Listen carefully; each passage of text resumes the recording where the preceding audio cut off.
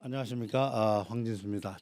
지난 강의에서는 우리가 백가쟁명, 다양한 사상들이 발발했을 때 가장 영향을 많이 미쳤던 유가, 묵가, 도가, 법가 사상에 대해서 간략하게 먼저 살펴봤습니다.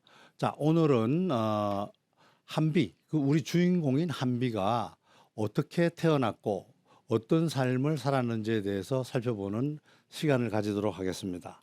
자, 먼저 들어가기 전에 퀴즈부터 내겠습니다.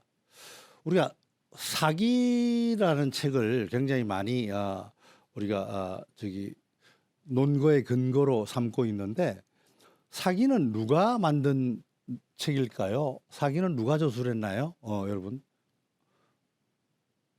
사마천이 저술했다고요? 네, 맞습니다. 사마천이 저술했죠. 사마천. 사마천이라는 분이 저술했죠. 지금부터 거의 한 2000년 전, 기원전 한 2세기에 이 저술을 한 겁니다. 사마천의 아버지도 사실은 태사령이었어요. 태사령.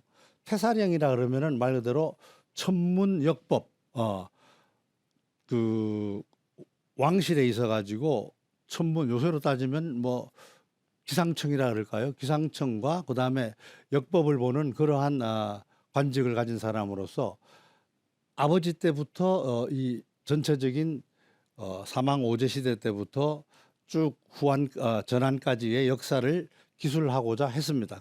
그렇지만 결국은 다 일을 끝내지 못하고 죽으면서 아들인 사마천에게 이 역사의 기록을 끝내줄 것을 부탁을 하고 죽죠. 그래서 사마천이 이 사기를 썼는데요.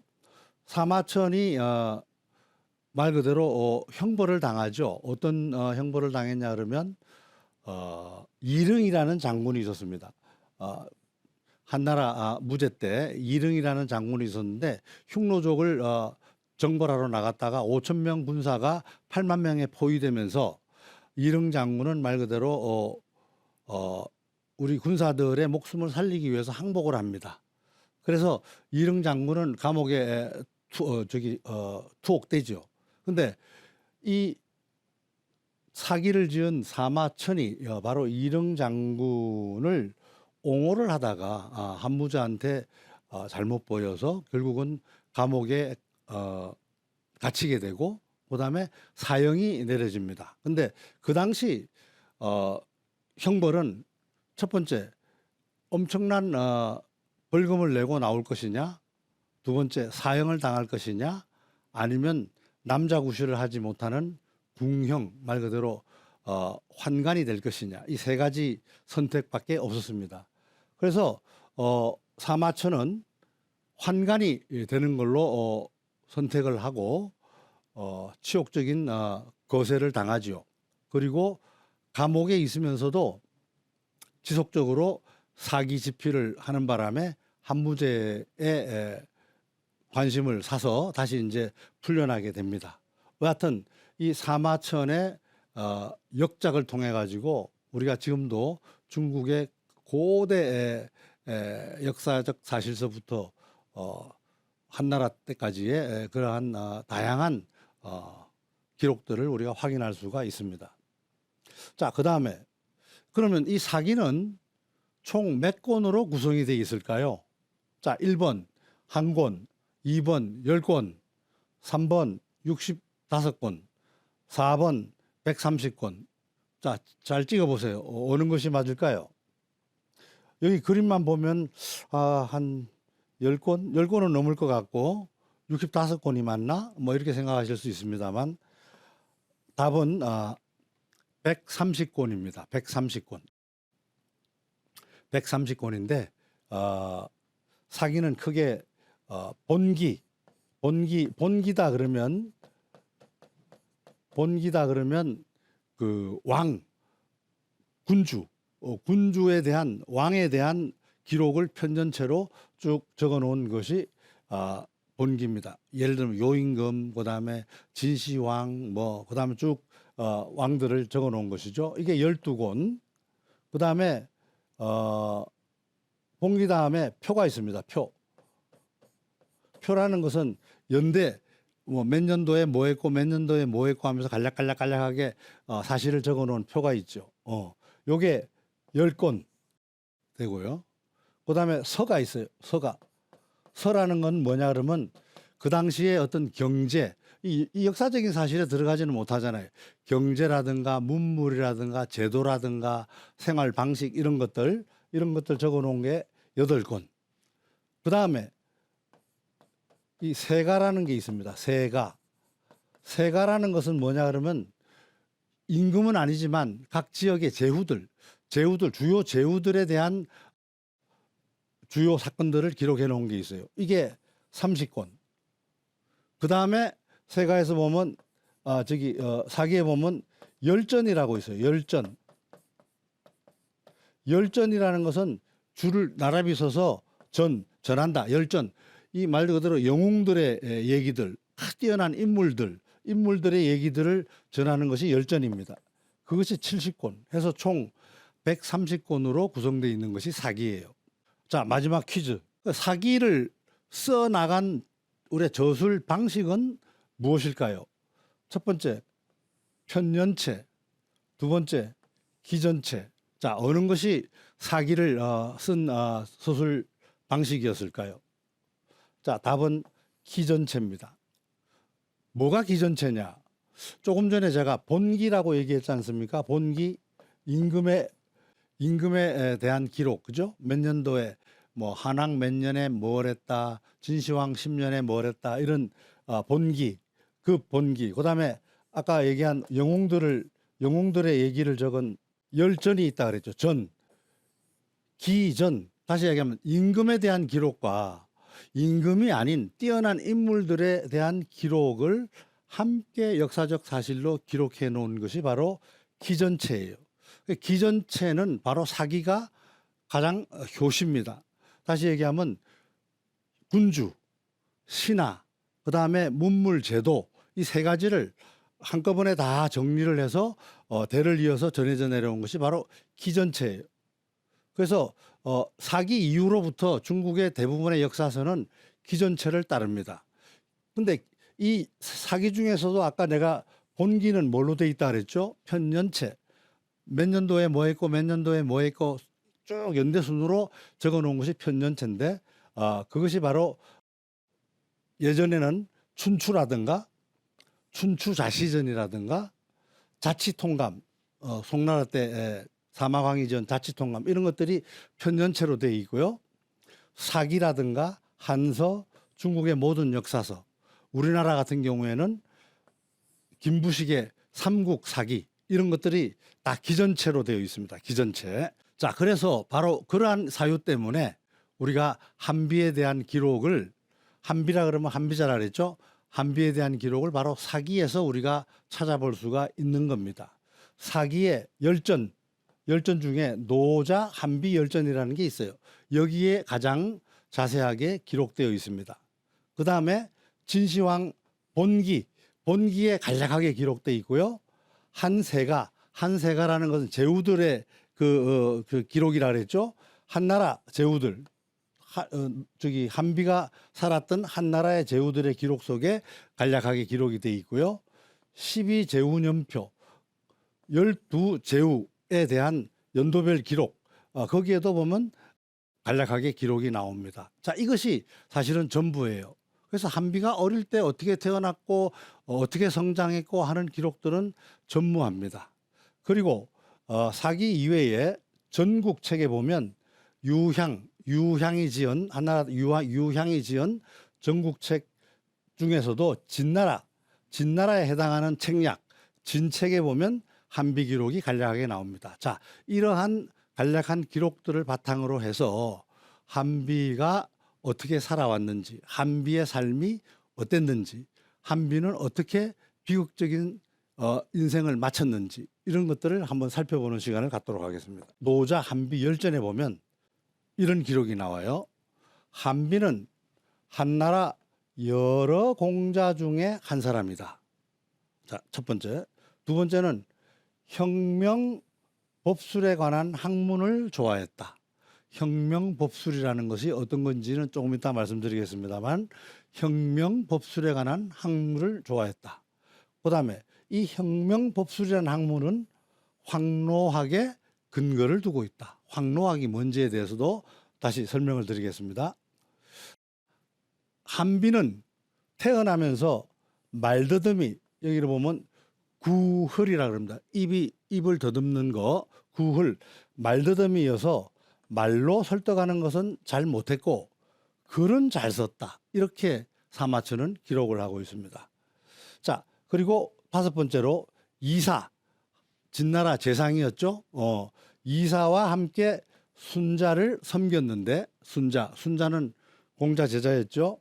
순자를 섬겼는데 이사는 자기가 한비보다 못하다고 생각했다. 자, 이렇게 나와요.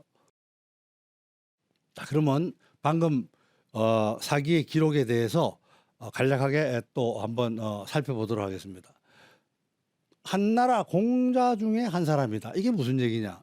여기 기록에 보면 제공자라고 나옵니다. 제공자라는 것은 태자가 아닌 말 그대로 가장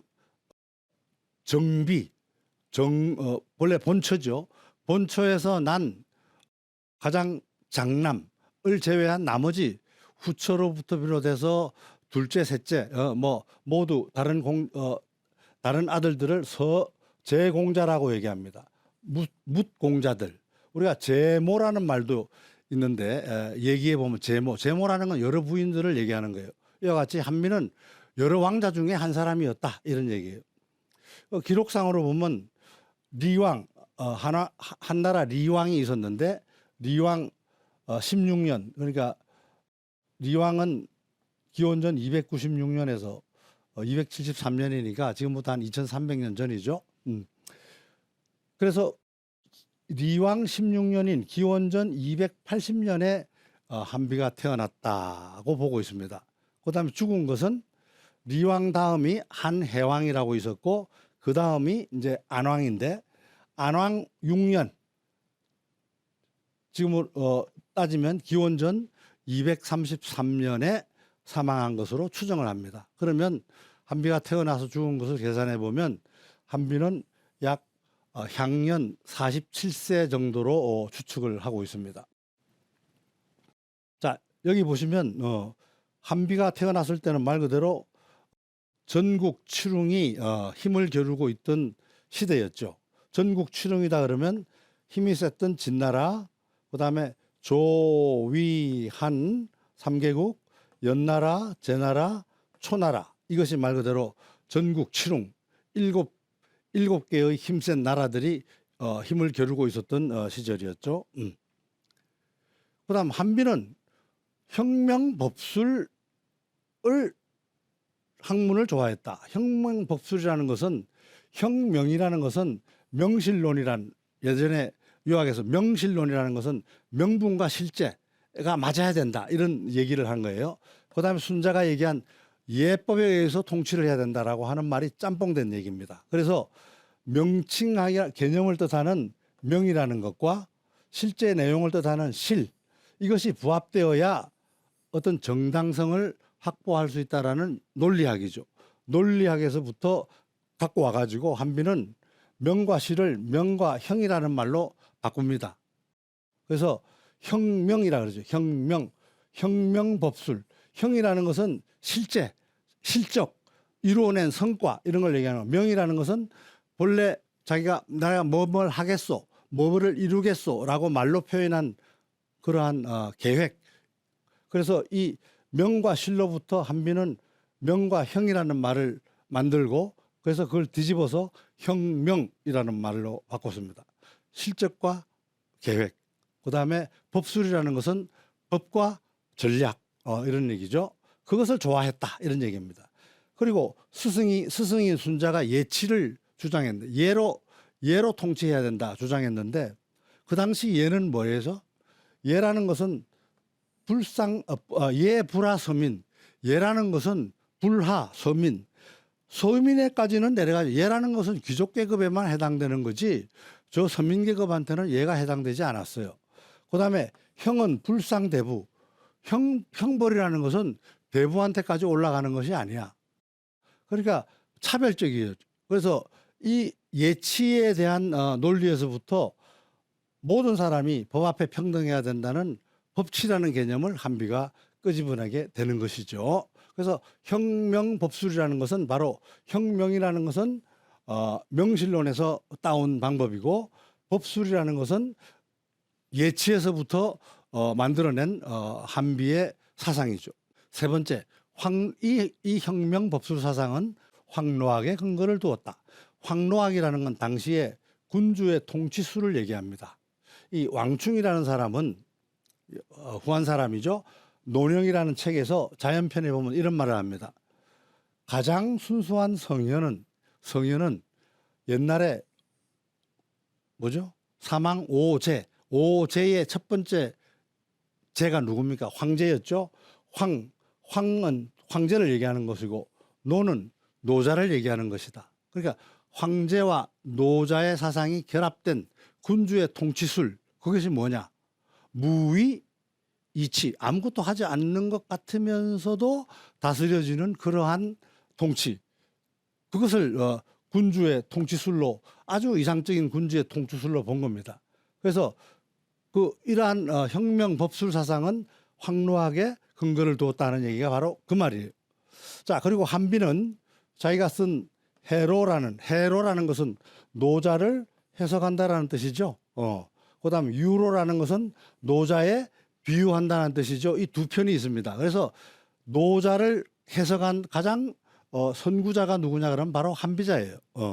그래서 도덕경을 유로편의 도덕경을 황노학 관점에서 해석을 했는데 뭐라고 얘기했냐 그러면 아까 얘기한 도가도 비상도, 아까 도가에서는 그렇게 얘기했, 도를 말로 할 수 있으면 도가 이미 도가 아니다 이렇게 얘기했죠. 그 도라는 것은 바로 이론이라면, 이거는 한비의 해석이에요. 도가 이론이라면 덕이라는 것은, 덕은 뭐예요? 마음에 쌓고 남한테 베푸는 어떠한 저기 말 그대로 영향력이죠.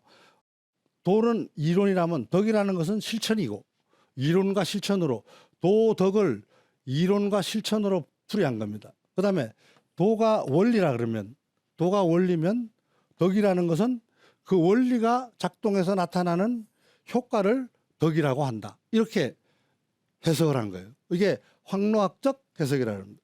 그래서 결국은 한비는 도와 덕이 상호작용을 해서 실제적으로 아무것도 하지 않는 것 같으면서도 돌아가는, 말 그대로 시스템적으로 돌아가는 무위 통치를 주장을 하게 된 겁니다.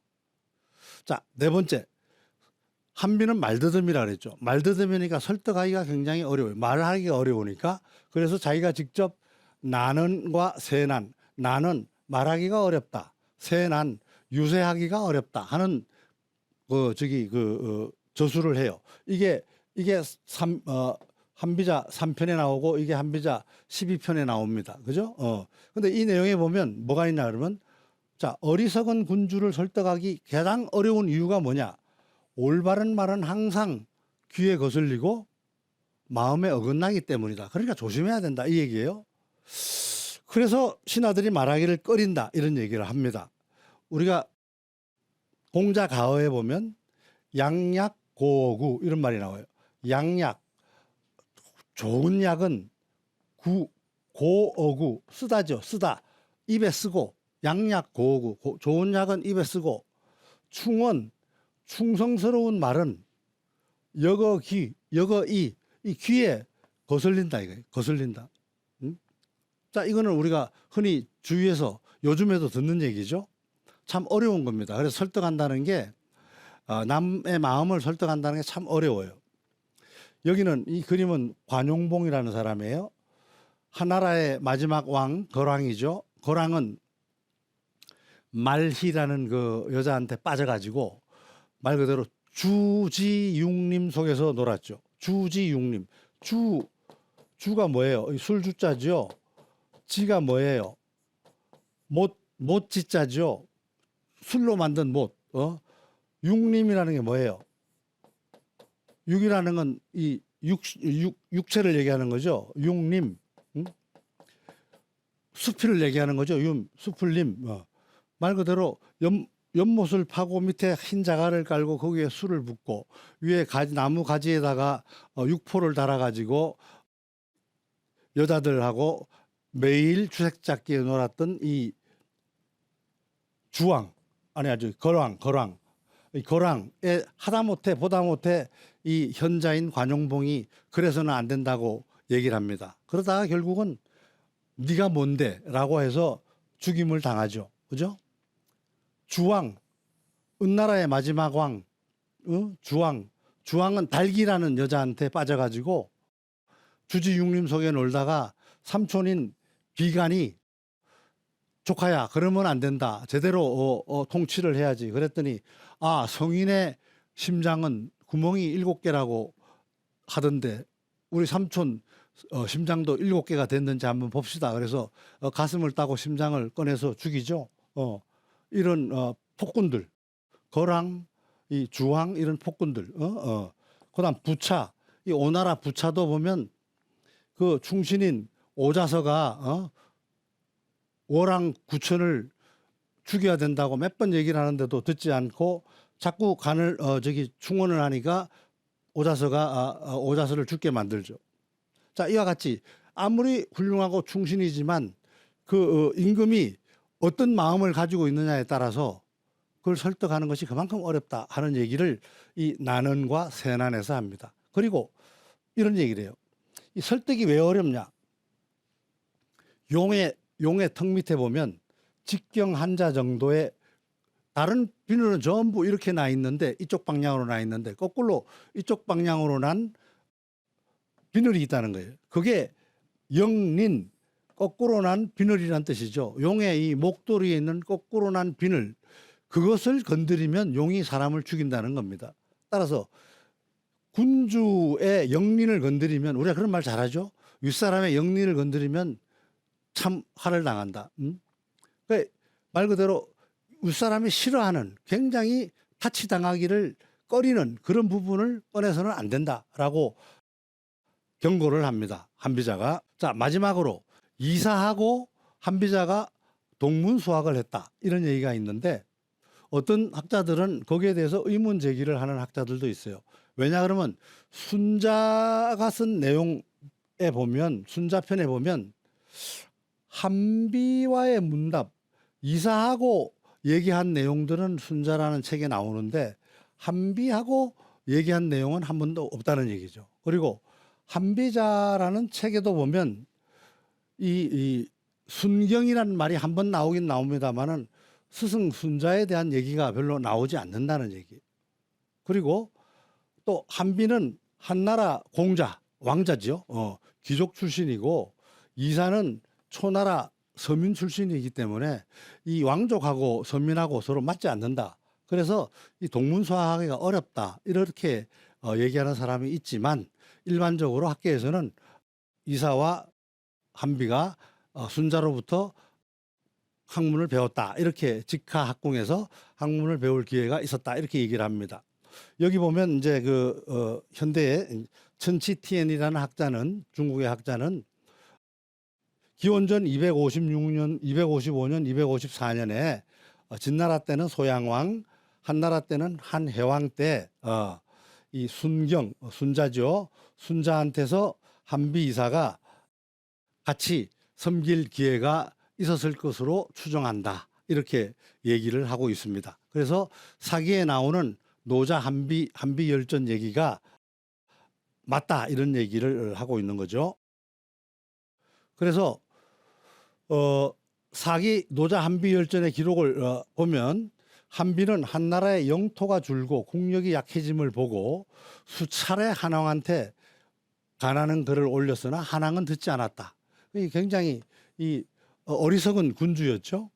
자, 이에 한비는 군주가 나라를 다스리면서 법과 제도를 밝히고 권위를 세워서 신하들을 통제하고 부국강병을 위해서는 인재를 구하고 현명한 사람을 등용해야 하는데 그걸 힘쓰지 않는다.